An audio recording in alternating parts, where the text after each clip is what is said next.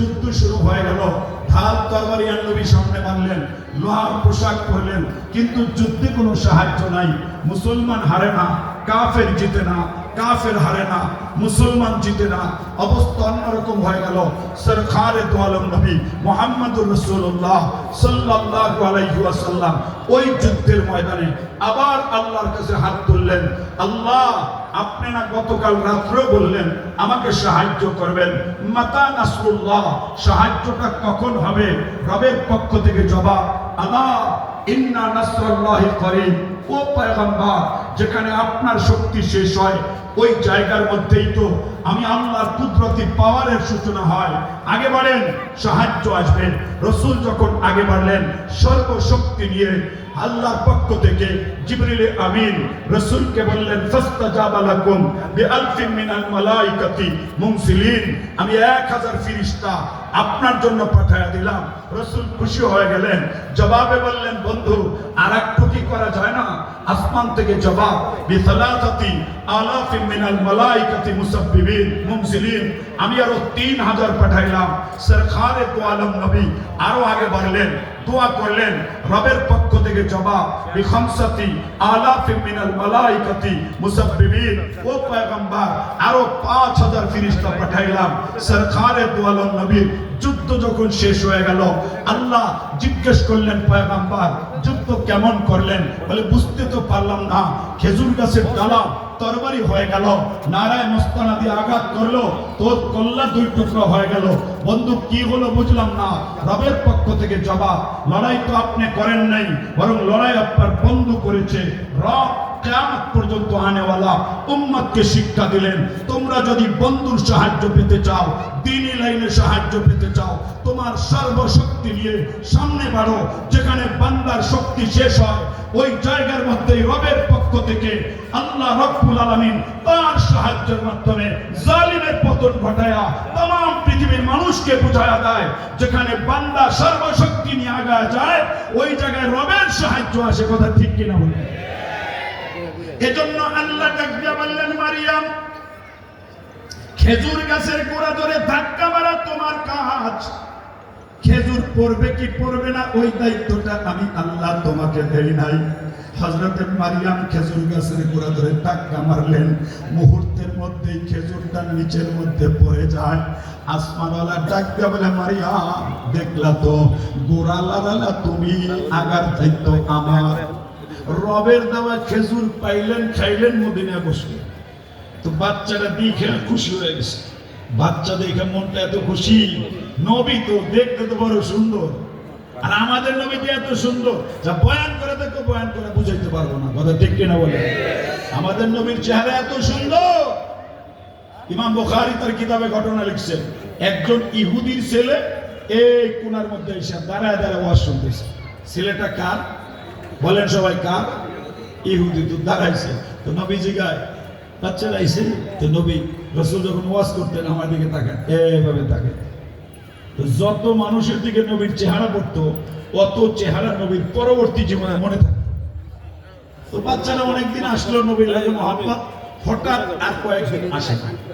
রাসূল বললেন, খবর নাও তো, দেখো তো বাচ্চাটার কি হলো।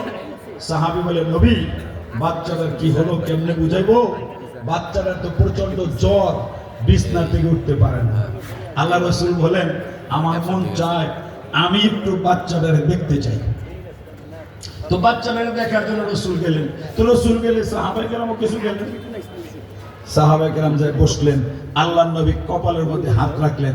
হাতটা রাখতেই আল্লাহ রাসূল আবার বললেন, সাহাবীরে, বাচ্চার জ্বরের প্রচন্ড গতি এত বেশি, মনে হয় বাচ্চাটা বাঁচবে না, ও মরে যাবে।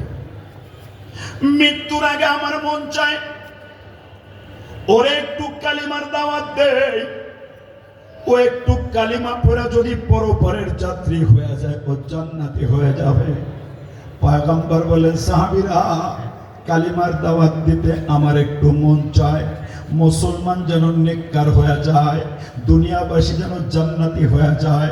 এটা প্রত্যেকটা নবীর আন্তরিক চাহিদা।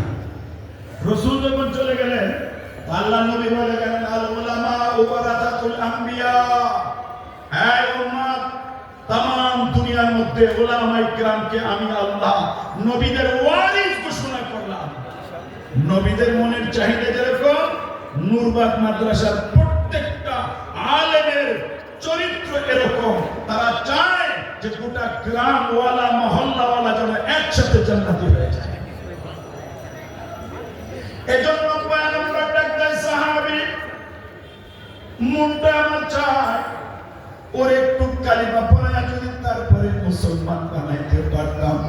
আল্লাহর পয়গম্বর পাশে বসলেন, কপালের মধ্যে হাত রাখলেন। নবী আবার ডাক দিলেন, ও বাবা তুই একটু কালিমা পড়।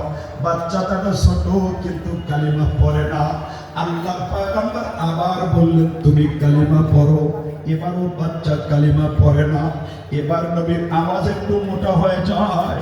আল্লাহর পয়গম্বর বলেন, এই বালক, তোরে না বললাম কালিমা পড়, সময় কিন্তু বেশি বাকি না, সময় বাকি নাই, জলদি পড়। ছোট্ট বাচ্চা বাবার দিকে তাকায়, এই বাবা, মদিনার আল আমিন তো কোনদিন মিথ্যা বলে না রে, একটু সুযোগ দাও, আমি একটু কালিমা পড়া তারপরে কবরের যাত্রী হইতে চাই। বাবা বলে, তোমার যা মন চায় তা করো। ইমাম বুখারী লেখেন, এই শব্দ শুই না বাচ্চা কালিমা শুরু করে দিলেন। যখন মুহাম্মাদুর রাসূলুল্লাহ এই শব্দটা বেলে ফেলে, নবী আমার মুস্কি হাইসা বলেন, সাহাবীরা, বাচ্চাটা মুসলমান হয়ে গেছে, আজরাইল তার জানটা কবজ করছে। মদিনার বাজারে যাও, কাফনের কাপড় কুরাই করো, মুসলমানের তরিকায় ওর গোসল করাইয়া দাও।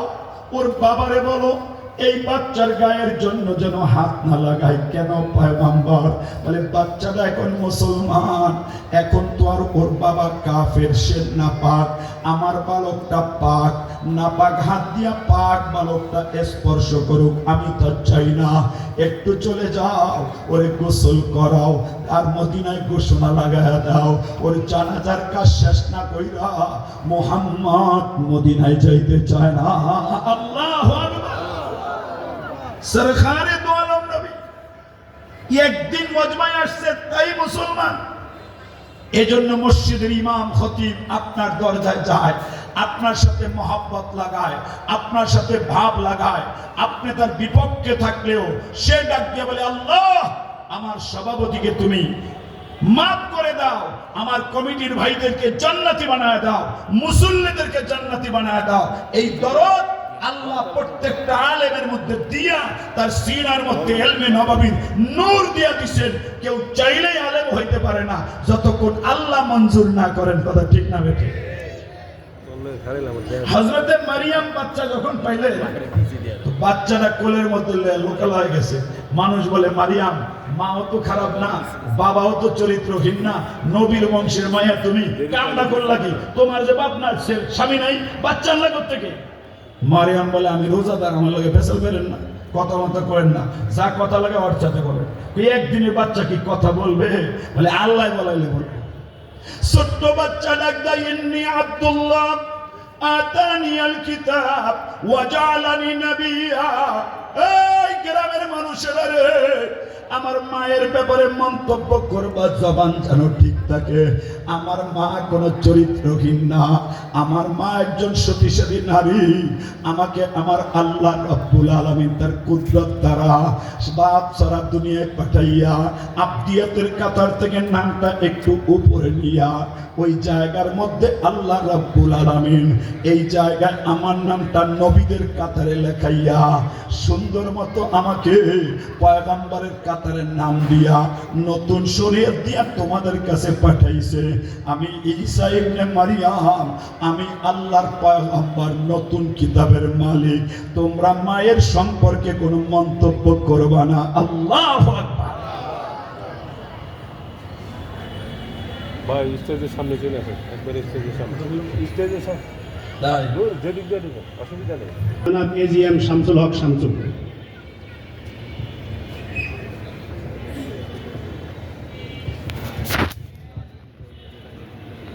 বিসমিল্লাহির রহমানির রহিম। আমি প্রথমে ক্ষমা চেয়ে নিচ্ছি। আসলে আমাদের আলিমের বক্তব্যের মধ্যে আসলে এটা কোনোভাবেই নিয়ম না। উনি যে কথাটা বলেছেন যে আসলে এই ধরনের নিয়ম কানুন 16 বছর আগে চলে এসেছে, কথাটা 16 বছর ধরে হয়েছে, কিন্তু স্বাধীনতার পর এগুলো আর হবে না, এটা ঠিক আছে। ওনার বক্তব্যটাই সঠিক, তবে আপনারা যে মনোযোগ দিয়ে বক্তব্য শুনছিলেন, আসলে এখানে ছেদ করানোটা আসলে খুবই এটা দুঃখজনক। আমি আন্তরিক ক্ষমা প্রার্থী। আমাদের আজকের অনুষ্ঠানের যে প্রধান অতিথি ছিলেন এম এ কাইম ভাই, উনি আসলে আসার কথাই ছিল, কিন্তু জরুরি কাজের কারণে দেশের বাইরে চলে যাওয়ায় উনি আসতে পারেন। একটু অন্তত আপনাদের একটু জানানোর জন্যে আমি একটু দাঁড়িয়েছি। তাই অনিবার্য বশত আপনাদের এই দৃষ্টি ভিন্ন দিকে সরানোর জন্য আমি ক্ষমা চেয়ে আমি আমার বক্তব্য শেষ করছি। আপনাদের সকলকে ধন্যবাদ। আল্লাহ হাফেজ। এক দেশে ওয়াজে গেছি, নাম বলবো না, ঢাকার কাছাকাছি। এখানে অতিথি আসলেন, অতিথি আসার পরে বয়ান করলেন 47 মিনিট। কয় মিনিট করাবেন না তো লেখা টাকা করে করলে আমি 2 লাখ টাকা দেবো। কয় লাখ করাবে না, কয় লাখ? তা আমি গেলাম মাহফিল মানছে ভাঙবো, টাকা তো 2 লাখ মাদ্রাসাওয়ালারা পাইলো। পরে যা বললাম যে ভাই কথা তো ভালোই হয়েছে, কোনো সমস্যা নাই, টাকা ঢুকা। হুজুর ঠিক আছে, আপনি তো কথা বলেন, আমি কথা বলে আসলাম। আল্লাহর মেহেরবানি, আমি ভাইয়ের জন্য দোয়া করি আপনাদের সবাইকে নিয়ে। উনি যে এই সংক্ষিপ্তভাবে আপনাদের কাছে দোয়াটা চাইলেন, আল্লাহর কাছে দোয়া করে ওনার হায়াতে আল্লাহ বরকত দান করুক সকলে। এই এতটুক বক্তব্য, এটা যে কোনো মুহূর্তে দিলেও কোনো ওয়াজের ক্ষতি হয় না এবং মাঝখানে কোনো ঝামেলা হয় না। ভাইয়ের ব্যস্ততা আছে, সেই জন্য হুজুর কথা বলছেন। আমি যতটুকু বলার আগেই বলে দিছি, কথা বোঝেন না, এই জন্য আপনারা আবার কষ্ট পাবেন না। আমিও ভাইকে মহব্বতের সাথে বিষয়টা বলছি, আপনারাও মহব্বতের সাথে নেবেন, ঠিক আছে ইনশাআল্লাহ? আল্লাহ যেন বাইরে, হ্যাঁ ইনশাআল্লাহ।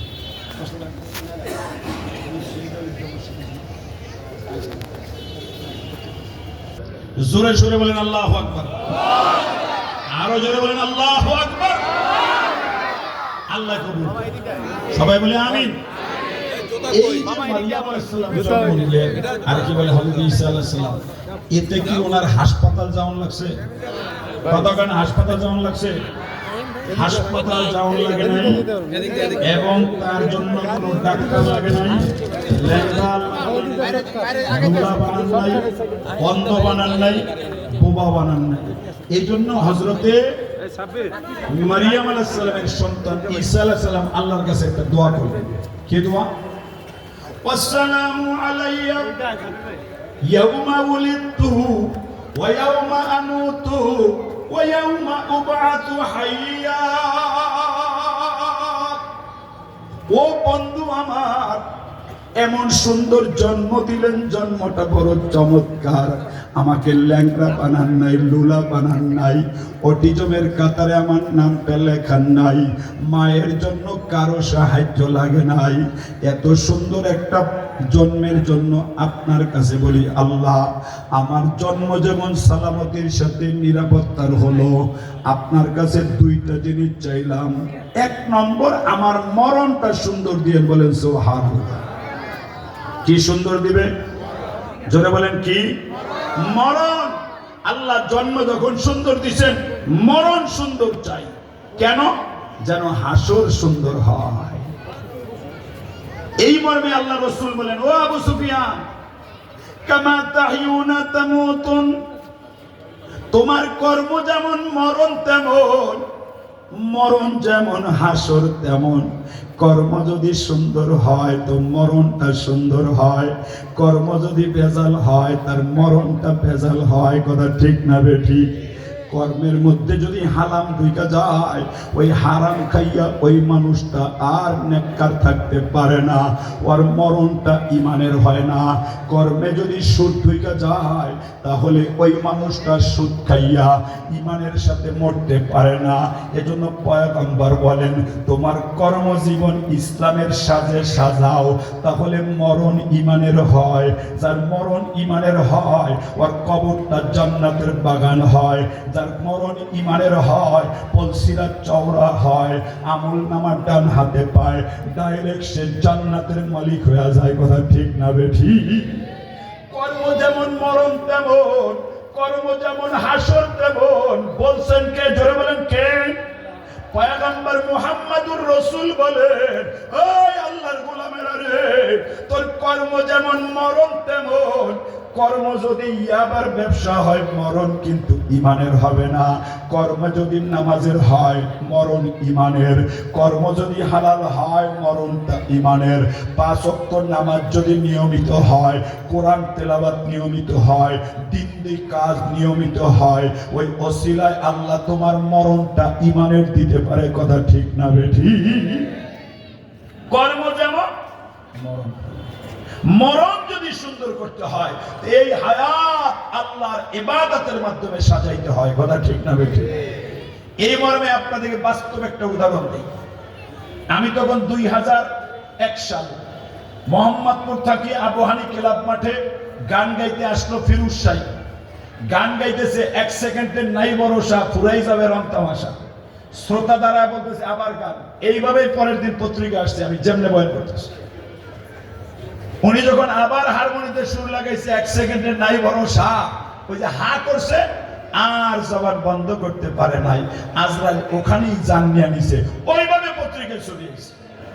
জীবনভর গান গাইলা, গান গাইতে গাইতে মরণ। নাটক করতে করতে মরণ। সিনেমা করতে করতে মরণ। এমন বন্ধু আছে যে আল্লাহ আল্লাহ বলতে বলতে মরণ। কথা ঠিক না বেঠিক? মসজিদে যাইয়া মরণ আছে না নাই? যারা বলেন আছে না নাই? কর্ম যেমন মরণ তেমন। কর্ম যেমন মরণ তেমন। মরণ যদি সুন্দর করতে চাও, তাহলে কর্ম সুন্দর করার দরকার আছে না নাই? আছে না নাই? বাবা সুন্দর মতো বুঝো।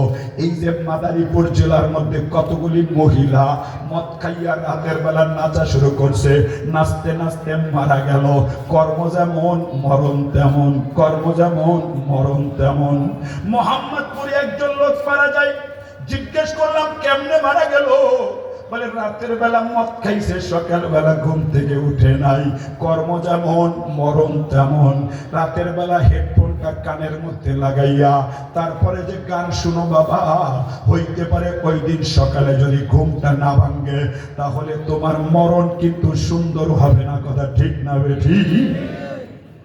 আবার দুনিয়ায় এমন মানুষও আছে যে মালিককে ডাকতে ডাকতে মারা যায়, ও আল্লাহ বলতে বলতে মারা যায়। এটার জন্য কোরআন হাদিস লাগে না রে বাবা। বাস্তব উদাহরণ দিলেই আপনারা বুঝতে পারবেন। আমি খিলগাঁও ঈদগাহ মসজিদে জুমা পড়াই, বা আমার মুসল্লি আছে, তো মসজিদে জুমা পড়াই।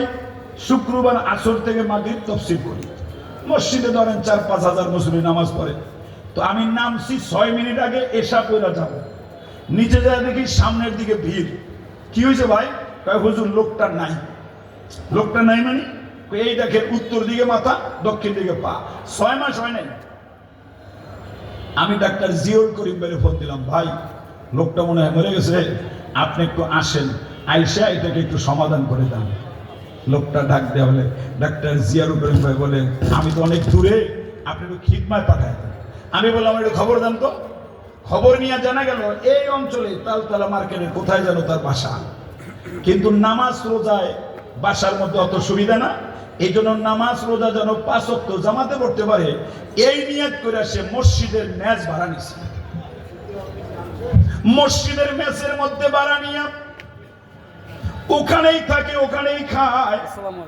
মাঝে মাঝে সন্তান যাইয়া তারে দেখা আসে, ও বাবা মসজিদের মধ্যে যাইয়া আগের কাতারে যায় নামাজ বিছাইছেন, 32 কাতার পার হইয়া অজু করতে গেছেন, 27 কাতার পার হইয়া আর 4 কাতার বাকি, এখনই নামাজে দাঁড়াইবে, 4 মিনিট বাকি।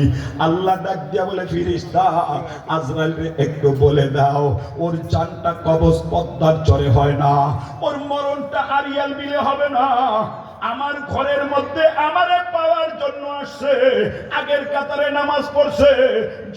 আজরাইল দুনিয়ার মানুষকে জানাইয়া দে, ওযু অবস্থায় মসজিদে যায় নামাজ বিছাইয়া আমার বান্দা আমারে ডাকতে আমার ঘরে আসছে, এখানেই জানটা কবজ করে মানুষকে জানাইয়া দাও। কর্ম যেমন মরণ তেমন। কর্ম যেমন মরণ তেমন। মরণ যদি সুন্দর করতে চাই, মাদ্রাসার সাথে যোগাযোগ রাখার দরকার আছে না নাই?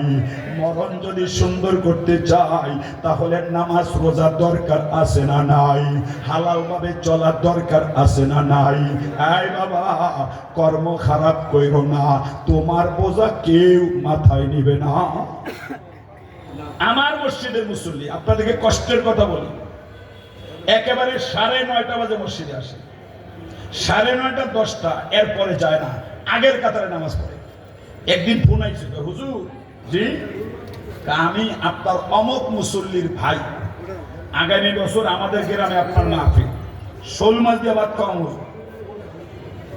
আমি নিয়ত করছি, আমি খুব পালা হুজুর একটা কথা কই, আমার ভাই ব্যাংকের মধ্যে টাকা রেখে সুদ খায়, আপনি যদি একটু বলতেন তাহলে ভাইটা জাহান্নাম থেকে মুক্তি হয়ে যেত। আমি বললে মানে না, আমি বললাম তাই নাকি? হয় না, এটা করেন না হুজুর, বিশ্বাস করেন। 50 লাখ টাকা পাইছে, ওই 50 লাখ টাকা ব্যাংকে রেখে দিছে, ওখান থেকে যে লাভ হয় সেই লাভ দিয়ে খায় হুজুর। ও মরে গেলে আল্লাহ মারে ছাড়বো না। আমি বলছি বড় বড় আলেমের লাগে আমি চলি না, তুই বুঝোস না, যা তুই বুঝোস কি? আমি গেছি ওমরায়, লোকটা গেছে মইরা। দেখেন কথাটা কিন্তু কয়া বললাম না, কর্মের সাথে মরণের সুন্দর সম্পর্ক। হ্যাঁ বাবা, মালিক যদি সাহায্য না করে কর্ম সুন্দর করা যায় না। এজন্য বৃদ্ধ বাপদেরকে বলবো, সুদের সাথে জড়াবেন না, হারামের সাথে জড়াবেন না। এই যুবক, চাঁদাবাজি করবা না, মদের ব্যবসা করবা না, মদ হারাম, গাঞ্জা হারাম। এই বাবা, যেই দোকানে মদ বিক্রি হয় ওই দোকানের নাম বইলে দেওয়া হারাম, ঠিকানা বলা হারাম। খবরদার অপরাধ করে কবরে যাও না, মরণ কিন্তু সুন্দর হবে না, কথা ঠিক না বেঠি?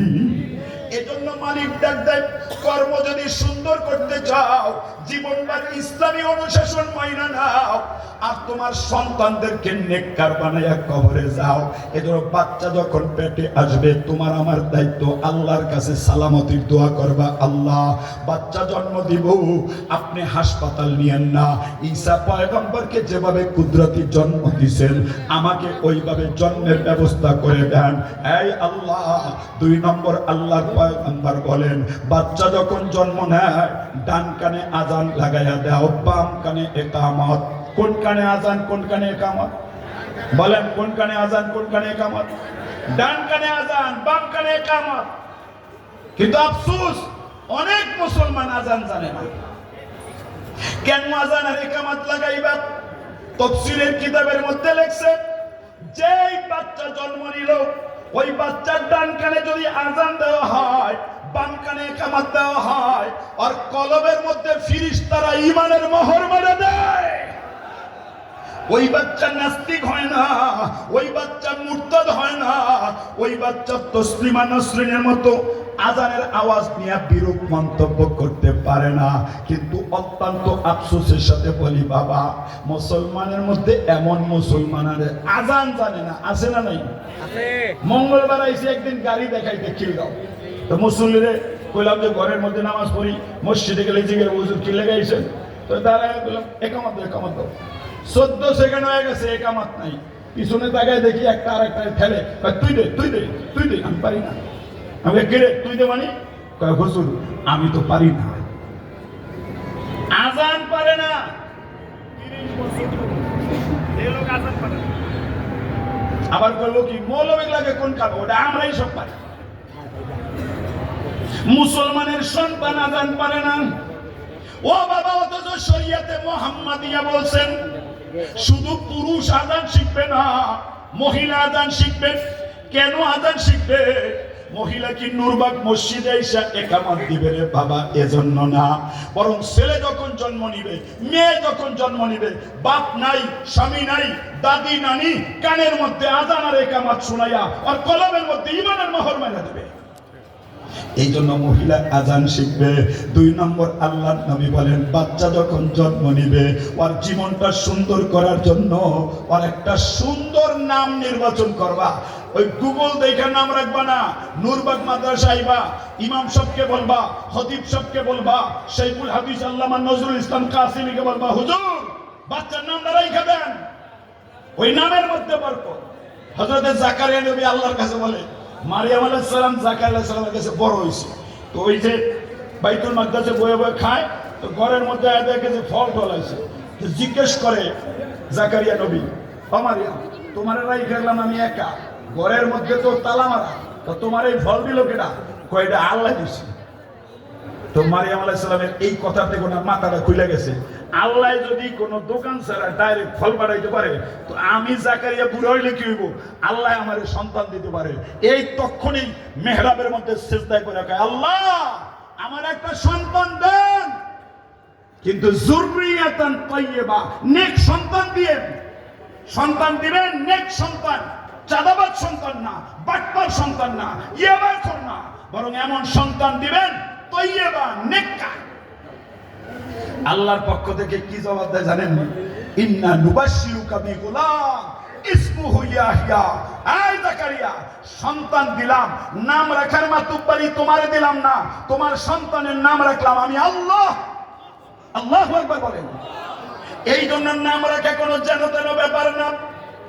নাম রাখবে একজন বড় আলেম, অর্থ বুঝতে পারবে, নামটা যদি সুন্দর হয় লোকটা দামি হয়ে যাবে, কথা ঠিক না বেঠিক?